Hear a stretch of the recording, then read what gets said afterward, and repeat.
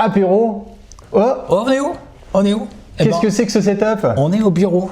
Eh oui. Vous pouvez pas voir tout, mais c'est absolument magnifique. Il y a ces plaqués or partout. Ah là c'est incroyable. Il y a les tables Il y a basses. une foule Il y a derrière. les tables basses en marbre et tout. Exactement, on est au bureau. Et oui, 3e setup pour celles et ceux qui ne le connaissent pas, c'est normal, c'est les bureaux de Trash Talk. Et donc, qui dit playoff dit on doit tout le temps se retrouver pour parler de Et il basket. y en a qui ont déjà dû connaître ce canapé parce que je l'ai utilisé une paire de fois pour faire de la vidéo brocante, notamment. Exactement. Ouais, exactement. Donc voilà. Donc, si vous voyez des fois qu'on regarde par là, c'est parce qu'il y a des gens qui peuvent passer et qui captent pas qu'on est en train de faire une vidéo Il y a des qu'on fans. a un gros Grizzlies Thunder à débriefer. Exactement, il y a du beau monde qui passe, donc on va devoir revenir sur ce Game 3, on s'installe tranquillou. Vous voyez, on a pu un petit peu improviser là. Ça c'est beau ça. Ça c'est très très beau. Ça, c'est Je sais qu'il y a du 16.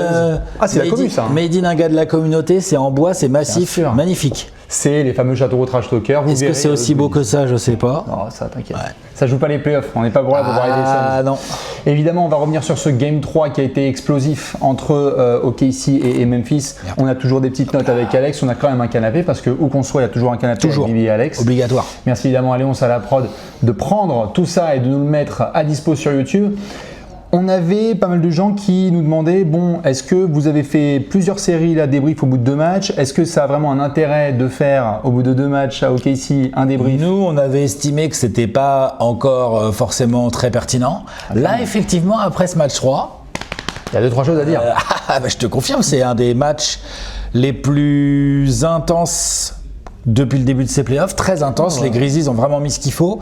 Et puis surtout, on a un des plus gros comebacks de tous les temps. De l'histoire des playoffs. Absolument, donc, victoire du Thunder. Et puis on a une grosse blessure aussi. Enfin, une grosse. On ne sait pas encore si elle est grosse. Enfin, au moment où on tourne, on sait pas. Sacrément spectaculaire. On sait très pas spectaculaire, encore. Tout à fait. On espère bien qu'elle n'est pas trop grosse. On va voir en effet ce qui se passe avec Ja Morant. Ce qui est sûr et certain, donc, c'est qu'on avait vu les 2 premiers matchs. On avait même vécu le premier, on avait subi le premier à Lyon, qui était un des plus gros blowouts de l'histoire. Victoire de plus de 50 points d'OKC à domicile. Moi, ça m'a permis de causer au bar avec des gens discrets, en ayant un œil vite fait sur l'écran. C'était parfait. C'était bien aussi.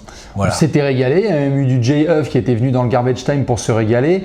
Memphis, là, pour le coup, vraiment n'avait aucune solution. Et sur le Game 2, même si l'écart numériquement est moins gros, tu sentais qu'il y avait plus une odeur de sweep. Je vais être honnête, j'avais pas du tout la sensation, j'avais pas du tout l'impression que Memphis était capable de faire ce qu'ils ont fait hier en première mi-temps.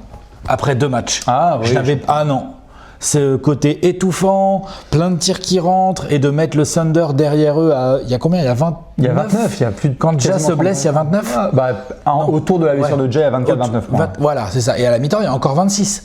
Donc, au bout de 2 matchs, je n'avais pas du tout la sensation que ces Grizzlies, même à la maison, pouvaient mettre un tel blitz, une telle pression au Thunder. Vraiment, je ne pensais pas. C'est vrai qu'ils ont répondu présent. En fait, en gros, dans ce genre de situation, quand tu t'en prends 50, si tu as un minimum de fierté. Oui, mais t'as vu, au match 2, ils ont pris cher quand même. Tout à fait, mais ça reste à OKC. Là, à Memphis, packed house, qui pousse. Vraiment FedEx Forum, tout le monde est présent. Un excellent Scottie Pippen Jr. qui confirme et qui nous fait un super match avec une entame vraiment exceptionnelle. C'est un bon joueur. Et tu sens que Memphis trouve certains espaces, alors aussi autorisé quand même, on va pas se mentir, par un Thunder qui nous a fait 2 mi-temps en mode Dr Jekyll et Mr Hyde, puisque la première mi-temps est une atrocité du Thunder, notamment dans l'implication défensive. Je veux dire, on parle de la meilleure équipe défensive de toute la NBA qui a fait n'importe quoi sur la première période. Ils se sont bien relâchés. La preuve, j'étais en train de chercher les stats. La preuve, c'est qu'ils ont 77 points encaissés à la mi-temps. Normalement, c'est un score quasiment de fin de match de points encaissés. Fin de 3e quart-temps pour OKC. Ouais, voilà. Fin de match, je me suis un peu emballé. Non, mais c'est vrai. On est quand même en 2025. Non, mais c'est clair.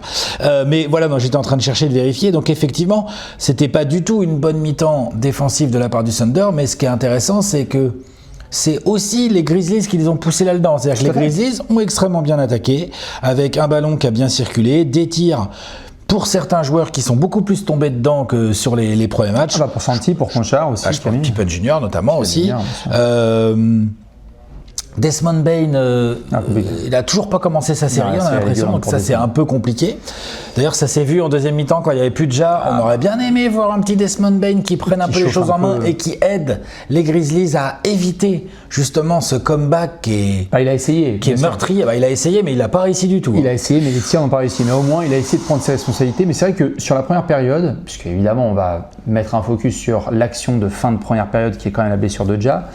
On a un Thunder qui est à côté de ses pompes, Certes, Jalen Williams est celui qui met heureusement la qu'il est franchise là, lui, hein. sur ses épaules. Sur la première mi-temps, je veux dire. Tout à fait, sur la première mi-temps. Et à l'image de cette série, Jalen Williams est le meilleur joueur de cette série. C'est le meilleur joueur du Thunder sur ce début. C'est vrai qu'il est assez énorme. Il est énorme sur ce début de playoff. Après, il y a quand même Shai, il est quand même haut. Shai est solide, mais Dans le match 1, il joue pas beaucoup, mais... Non, mais tout à fait, mais c'est le... J'en voyais avec certains fans et j'étais tout à fait d'accord. Pour moi, sur le début de playoff, c'est le 3e meilleur joueur de OKC. C'est-à-dire que Chet est vraiment très bon, Jalen Williams est excellent, et Shai va prendre après le relais par la suite. Mais sur la première période, tu le dis bien, il y a plein de banderies qui tombent dans tous les sens. Oui. Jack, il distribue à tour de bras. Oui. Zach dit dans les airs et du trailer pour du Jaren Jackson Jr. C'est la version des Grizzlies qui me faisait penser à il y a 2-3 ans quand ils étaient vraiment on the rise, quoi. Ce sont les Grizzlies flippants. Non, mais c'est ça, ils sont flippants, ils mettent de l'intensité, ils jouent dur, ils mettent de la vitesse aussi, ça a pas mal gêné le Thunder qui n'a pas, sur pas mal de possessions, n'a pas eu le temps de mettre en place sa défense. Ouais, bien sûr. Ça, c'est un ajustement... Je sais pas si on peut parler, c'est quand même un ajustement, c'est-à-dire qu'on sent que les Grizzlies, parmi les discussions qu'ils ont eues, les joueurs, le staff et tout, il y a eu, les gars, si on peut éviter que leur défense soit en place au moment où on attaque, ça va quand même nous arranger à fond pour avoir des tirs un peu plus ouverts, des lignes de pénétration pour les joueurs comme Ja ou d'autres qui peuvent attaquer le cercle, et ils l'ont extrêmement bien exécuté. Et après, il y a évidemment cette contre-attaque. Il y a cette contre-attaque, malheureusement, avec Trailer Scottie Pippen qui la donne en retrait pour Ja Morant.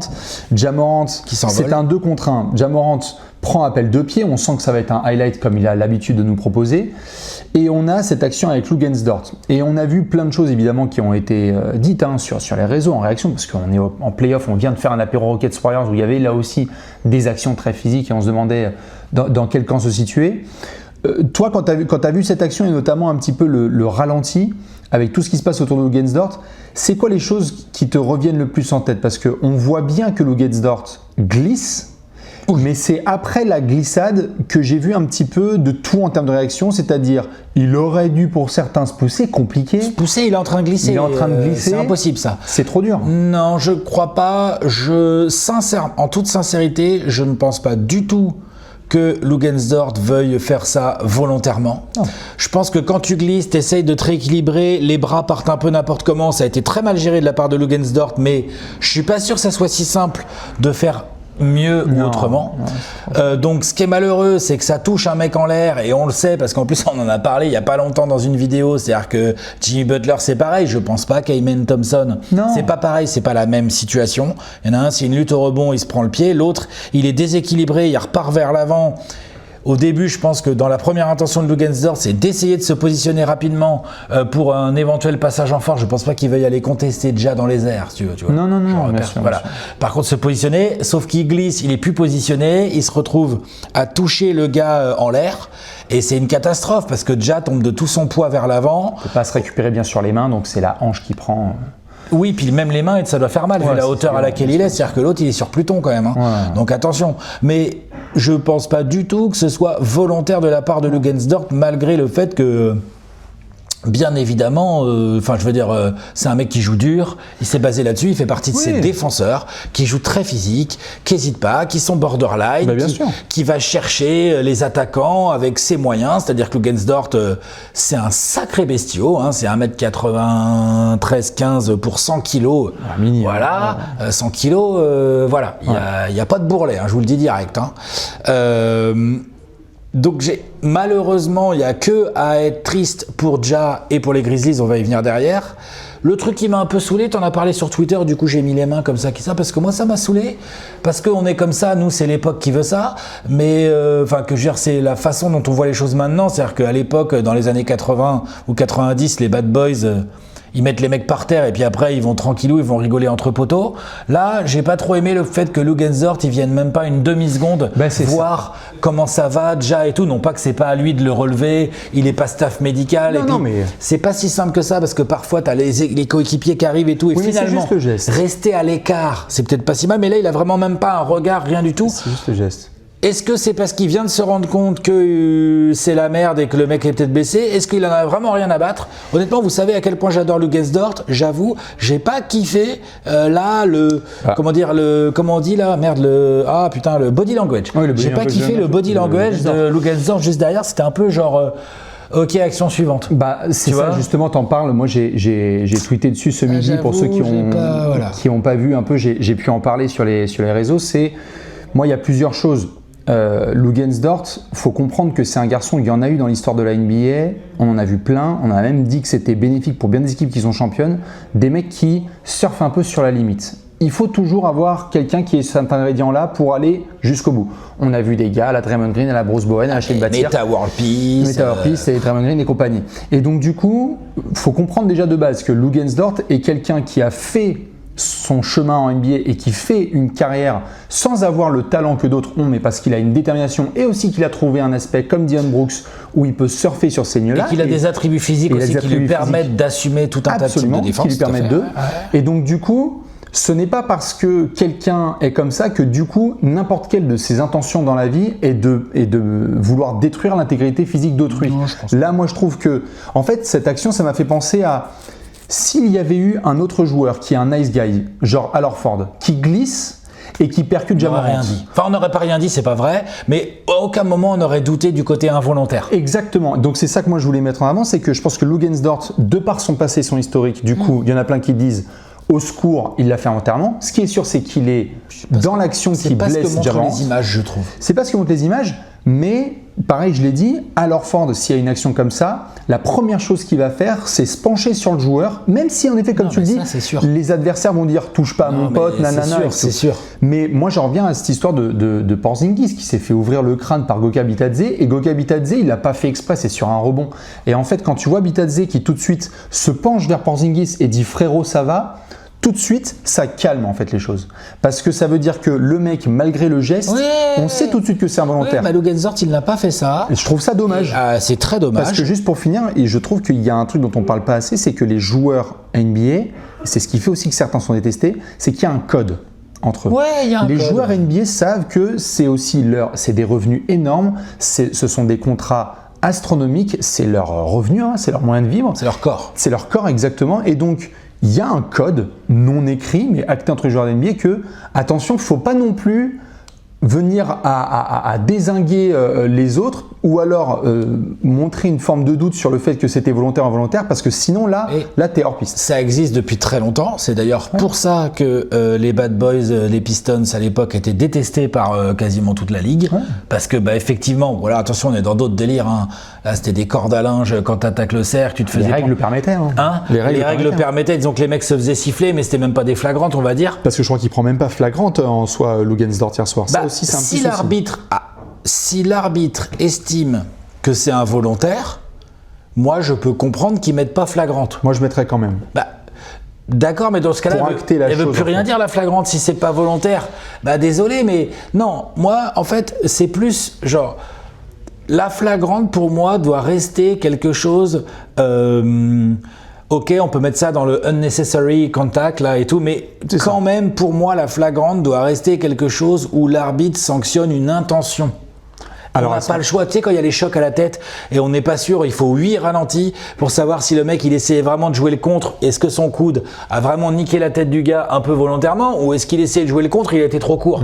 C'est pas la même chose. Tout à fait. On en a vu plein. D'ailleurs, pas plus tard que Kentavious Caldwell-Pope sur Jason Tatum. Bien sûr. Il monte au contre. Il se prend la flagrante d'ailleurs. Ouais, tout à fait. Mais il monte au contre et l'arbitre a estimé que le bras redescendait trop vite. Enfin, en gros, que Kentavious avait fait un geste dangereux au niveau de la tête. Ils sont beaucoup plus sensibles là-dessus et tout. Là, l'arbitre a dû estimer, parce qu'ils sont allés visionner, les arbitres, il a dû estimer que, effectivement, Luguensdort il glisse et tout, et que il y a faute, quoi, mais c'est tout.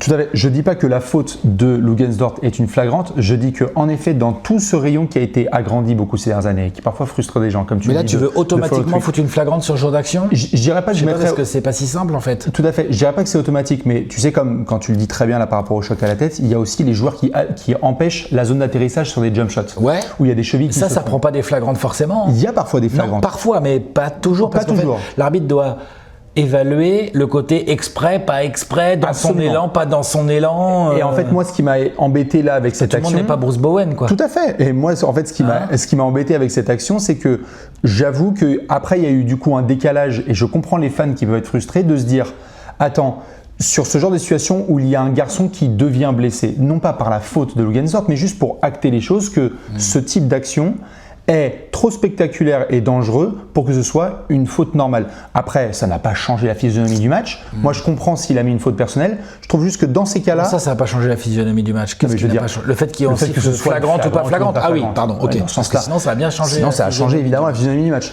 Mais du coup, voilà, moi je pense que sur l'ensemble du truc, on va voir comment ça se passe sur le Game 4, parce qu'après on va parler de la suite de ce Game 3, mais Ja-Morant ne revient pas dans la rencontre, on l'a même aperçu sortir en béquille de ce Game 3. Ah non, mais ça peut tout à fait être une catastrophe. C'est peut-être la fin de saison de Ja-Morant, on va voir. Alors déjà, forcément, il y a 3-0 dans la série, donc déjà ça pue. Oui, ça se trouve, il va pas rejouer au basket. Ça se trouve, il va pas rejouer au prochain match, tout à fait. On va avoir l'info. Nous, au moment où on tourne, là, on n'a pas l'info. Ouais. Mais effectivement, sur ce genre de faute, je pense qu'il y a un vrai truc à ouvrir. Est-ce qu'il faut créer une échelle plus détaillée à l'intérieur des fautes flagrantes, tu vois, pour que les arbitres aient plus de points de repère pour juger ?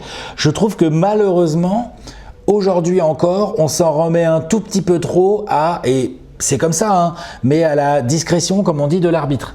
C'est-à-dire que l'arbitre... là, le Kentavious, tu vois, je me rappelle très bien, on était à Lyon dans la salle avec plein de gens, je discutais avec les gens autour de moi.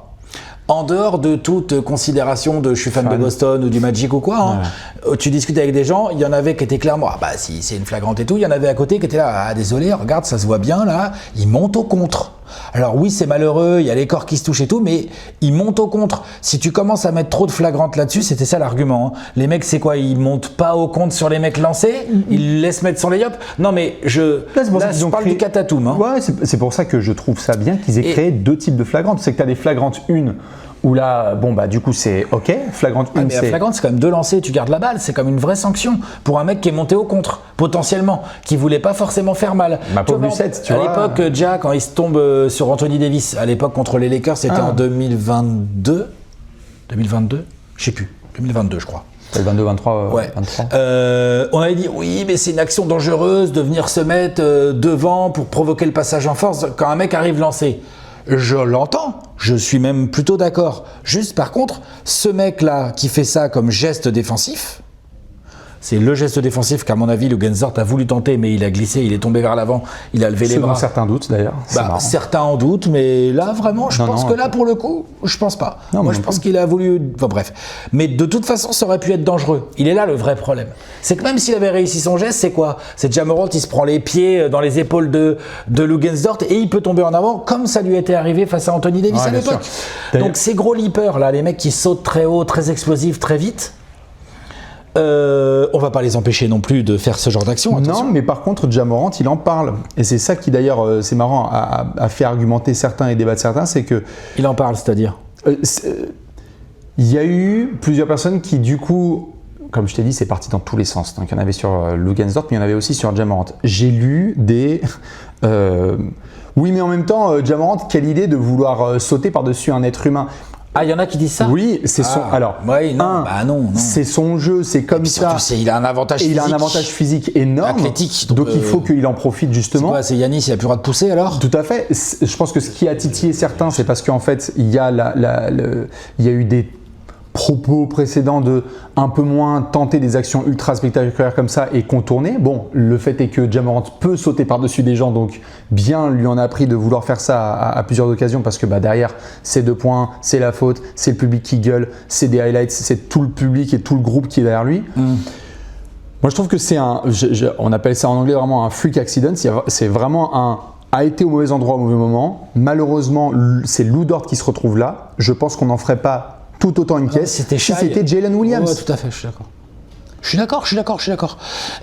Mais après, Lou Dort paye aussi sa réputation, qui n'est pas du tout usurpée, attention. Absolument. Le mec joue dur, le mec fait des fautes, le mec met des coups, le mec est vicieux, le mec utilise son gros physique pour pousser et mettre de la pression et tout. Mais je pense pas, tu vois, par exemple, j'allais te poser une question.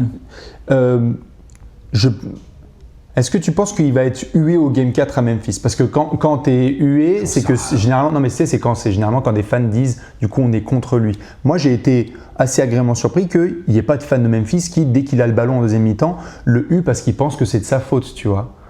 Non, mais en toute honnêteté, je trouve que sur les images, avec les multiples ralentis qu'on a maintenant et tout, je trouve ça difficile de dire il a voulu blesser déjà volontairement. Je n'y crois pas un instant. J'aime pas l'attitude qu'il a derrière et tout, ça on peut en discuter et tout. C'est pas qu'il a l'air de s'en foutre, mais en tout cas il va pas prendre des nouvelles. Après, apparemment. Comment ? Pardon, il a été en prendre. Oui, apparemment, mais pas tout de suite en réflexe. Il faut aussi bien comprendre que c'est des choses qui choquent tous les joueurs, ces trucs-là. Ouais. C'est-à-dire qu'en gros, chacun réagit comme il peut devant ce genre de truc. Peut-être que Lugenzer s'est dit putain, merde, qu'est-ce que j'ai fait et tout. Ou ah putain, j'ai pas fait exprès. Enfin, je sais pas ce qui passe par la tête des gars. Donc, faut pas juger trop vite. Et quant à mettre des flagrantes, pas des flagrantes sur ces trucs-là, moi, je pense que. Flagrante 1, flagrante 2, aujourd'hui si tu veux rajouter des actions où tu rajoutes des flagrantes, je pense qu'il faut rajouter des niveaux de flagrantes pour donner plus d'outils aux arbitres pour trancher, parce qu'en fait là l'arbitre c'est quoi en fait le truc? L'arbitre il donne une flagrante 1, mais alors il considère que le mec a fait exprès, est-ce que le mec qui a pas fait exprès lui mettre une flagrante, c'est un peu vache quand même, c'est un peu vache, je trouve ça un peu vache. Moi perso je trouve ça vache et je parle pas forcément de Lugenzer, je parle de plein d'autres cas de figure potentiels. Quand ça monte au contre, faut sanctionner le mec s'il y va trop de manière unnecessary et tout machin, trop dangereuse, mais faut sanctionner de manière graduelle. Faut pas non plus qu'on se retrouve avec des trucs où genre à chaque fois qu'un mec monte au contre, une fois sur deux il y a flagrante, tu vois. Et genre mais ton côté c'est vache, je l'entends, sauf quand il y a parfois des gars qui montent avec des très bonnes intentions au contre et parce que l'arbitre lit le bouquin et qui a marqué attention le coude a touché la tête, du coup ça devient une flagrante. Et moi je comprends du coup les coachs qui sont hyper frustrés parce qu'ils disent mais attends mon gars, moi aussi je comprends. Il monte donc il y aura encore des. Ça sera jamais parfait. Il y aura encore des. Ma pauvre Lucette, c'est vache. Ça sera jamais parfait. Hein, mais donc du coup, quitte à ce que ça soit parfait, on peut aussi accepter la décision de l'arbitre qui là, en l'occurrence, a décidé de pas mettre de flagrante, parce qu'il a dû regarder les images et il a dû se dire bon, le mec glisse, le mec est déséquilibré. Et je pense que c'est ça que l'arbitre a fait comme raisonnement. Rajoutons une ligne sur les cas de flagrante 1 où en fait juste tu as un lancer supplémentaire. Je sais pas ce qu'il faut faire, mais en tout cas, la règle telle qu'elle est là, pour moi, il n'y a pas forcément d'erreur d'interprétation au coin de l'arbitre. Tout à fait. Ce qui est sûr, c'est que ça crée une bascule, parce qu'on a beaucoup parlé de cette action, mais sur le match. C'est le tournant du match, c'est même peut-être le tournant de la série. De la série, évidemment. Ja Morant ne revient pas sur le terrain, mi-temps, et on a en deuxième mi-temps un comeback exceptionnel du Thunder, avec en son centre Chet Holmgren. Trois hommes que j'ai envie de mettre en avant. Chet Holmgren, énorme. Alex Caruso, qui a été monumental sur ce game 3. Et les Cason Wallace, Isaiah Joe, là, en sortie de banc, là, ils ont bien pesé. Bien sûr. La deuxième mi-temps, c'est à la fois OKC qui se rappelle qu'en fait il y a deux côtés du terrain, donc on a retrouvé certains éléments. Et puis Memphis qui peut plus attaquer pareil aussi parce qu'il ça peut plus attaquer pareil en percussion, donc du coup c'est plus compliqué, t'as plus la même dynamique, c'est plus Ja Morant qui vient créer les décalages. Donc du coup on retrouve Caruso et Chet Holmgren qui nous font une deuxième mi-temps de ouf avec des registres différents. Chet, quand je le regardais, j'ai l'impression de parfois de voir du Dirk, c'est-à-dire qu'il y a du catch and shoot à 3 points là avec une gestuelle un peu lente. Slim Dirk. Slim Dirk, Dirk Holmgren. Non mais vraiment quand il shoot comme ça à 3, c'est assez impressionnant de le voir. Ça rentre comme ça. De le voir jouer à ce niveau. Quand ça rentre comme ça, c'est très impressionnant. Il a vraiment été un moteur au cœur du comeback là, du Thunder. Les Grizzlies se sont complètement noyés. On a vraiment la sensation que cette blessure de Ja, c'est la cerise bien dégueulasse sur le cheesecake tout aussi dégueulasse qu'est la saison des Grizzlies, quoi. C'est chaud là. C'est ce que tout à fait. C'est ce que disaient certains fans de Memphis, c'est et les potos de Grizzlies France qui disaient franchement je souhaite à personne de vivre la saison qu'on a vécue. Alors c'est quand même une saison dans laquelle tu connais ces Dallas Mavericks ou c'est comment? Ou les Suns. Les Suns, ça discute. Les Mavericks, mais les Suns, d'accord, on peut discuter quoi. Saison de merde, ça joue pas bien, gna gna. Mais là les Mavericks, pardon, juste. Non, tout à fait. Mais c'est vrai que ça a été compliqué pour eux. Là tu sens qu'ils sont menés 3-0, le Thunder a fait le travail. Je suis content de voir OKC réaliser aussi ce type de quête annexe, c'est-à-dire que les mecs ils sont dominants, mais moi j'ai trouvé ça bien aussi dans leur préparation de comprendre et d'avoir une VHS qui existe de si on est mené de 20 à 25 points, on a les capacités, les ressources dans notre groupe. Ça c'est important aussi pour un groupe, de comprendre que même dans des zones hostiles, mené de 20 à 25 points, on est ce genre d'équipe capable de faire des runs et c'est pas tout le monde qui peut faire ça. Pas tout le monde qui peut faire ça. C'est important aussi que les Grizzlies, leurs dirigeants, le staff et tout voient que on avait vu, tu sais, une période où Ja Morant a eu des blessures, on dit oui, il joue tout aussi bien sans Ja Morant et tout. On s'était déjà un peu battu contre ça, c'est faux. Et là, il y a vraiment un sujet Il y a vraiment un sujet dans les ailes à Memphis. Il y a vraiment un sujet sur la création de jeu hors Ja Morant à Memphis. Il y a des bons joueurs, attention, Jaren Jackson Jr. et tout ça. Il y a à développer Zakidi et compagnie et tout, mais Desmond Bane, c'est vraiment pas une si belle saison de sa part. Hein, et là, il avait l'occasion. C'est plus compliqué en playoff. Il avait l'occasion sur ce match 3 de poser un peu quelques ballons, de rentrer quelques gros tirs, d'aller chercher les lancers qui font du bien quand c'est l'ouragan en face et tout, de se sortir un peu au mieux de la défense. Et parce que même sans Ja Morant, ce qu'il faut bien comprendre, c'est qu'il faut saluer le comeback du Thunder. Ouais, mais le fighting spirit Par des contre, Grizzlies, faut quand même le dire, les Grizzlies, quand même, celui-là, fallait le prendre quand même. Ouais, il devait. Ah, quand C'est ce qui fait que c'est la cerise sur le caca gâteau. Hein. Voilà. Tu finis quasiment ta saison sur on menait de 29 points et on a réussi à perdre. C'est dur moralement, c'est la totale. Et tu perds ta star sur une blessure, on va avoir les updates bientôt. Donc c'est sûr, les Grizzlies, tu as un match 4, allez Kumbaya, on va essayer de se défoncer devant notre public pour voir ce que ça donne. Mais OKC a peut-être réalisé son pire match, là, sur les 3, hein, quand même. Clairement. Ouais. Au moins la pire mi-temps, on va dire. C'est ça. Donc, peut-être que aussi OKC va mieux démarrer là, le Game 4 et se dire, les gars, si on leur enfonce la tête sous l'eau, ça peut être plié à la mi-temps, cette affaire. On ne reviendra pas à OKC, Alex. Non, je pense pas. On ne reviendra pas à OKC. Non, je pense pas. Et il y aura plein de questions à se poser avec Memphis, mais vas-y. Il y aura plein de questions à se poser. Je pense que comme on le fait un peu régulièrement après les éliminations en play-off, on verra où en est Memphis. Clairement, je pense qu'on va devoir faire un débrief de la saison de Memphis bientôt. Parce que je pense pas que Memphis va pousser tellement loin cette série et je pense encore moins qu'ils peuvent la gagner. Tu fais quoi mardi ? Voilà, c'est ça. Je pense qu'il y aura effectivement, comme tu dis, plein de questions à se poser sur le management, le coach. On nous a vendu le coach. Je dis pas qu'il est pas bon, hein, Lizalo. Hein, c'est pas du tout ce que je dis. Je dis juste que désolé, mais le timing était une horreur. Ah oui. Une horreur, c'est trop compliqué, même si tu es déjà l'assistant et tout, c'est trop compliqué.